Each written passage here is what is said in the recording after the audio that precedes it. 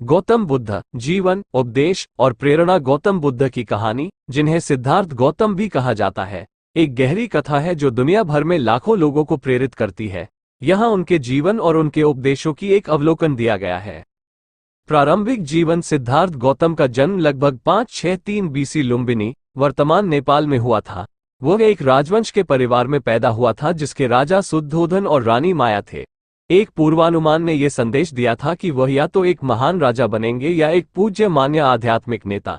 उम्मीद थी कि सिद्धार्थ उनके पदचिन्हों में चलेंगे, इसलिए उनके पिता ने उसे बाहरी दुनिया के दुख से बचाने के लिए आसन्नता और सुख के साथ घेर लिया। 4 दृश्य। 29 वर्ष की उम्र में सिद्धार्थ ने महल की दीवारों के परे जाकर 4 दृश्यों का सामना किया जो उस पर गहरा प्रभाव डाले।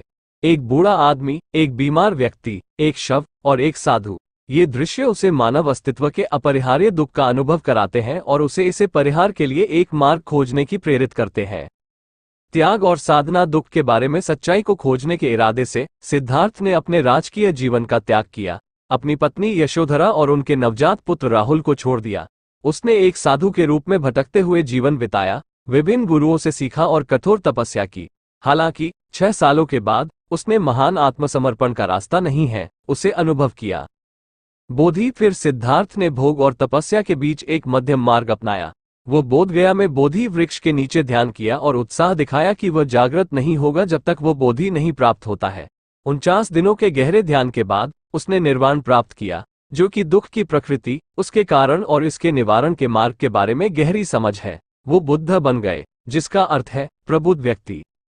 उपदेश। आगे के 45 वर्षों तक बुद्ध ने भारत के गंगा प्रदेश में यात्रा की, अपने दृष्टिकोण को साझा किया। उनके उपदेश, जिन्हें धर्म कहा जाता है, 4 आर्य सत्यों और 8वीं मार्ग के 4 आधारित है। 4 आर्य सत्य। दुख का सत्य, दुख, दुख के कारण का सत्य, समुदाय। दुख के समापन का सत्य, निरोध, दुख के समापन के मार्ग का सत्य, मार्ग। 8वीं मार्ग, सही समझ, सही इरादा, सही वाणी, सही कार्य, सही जीवन।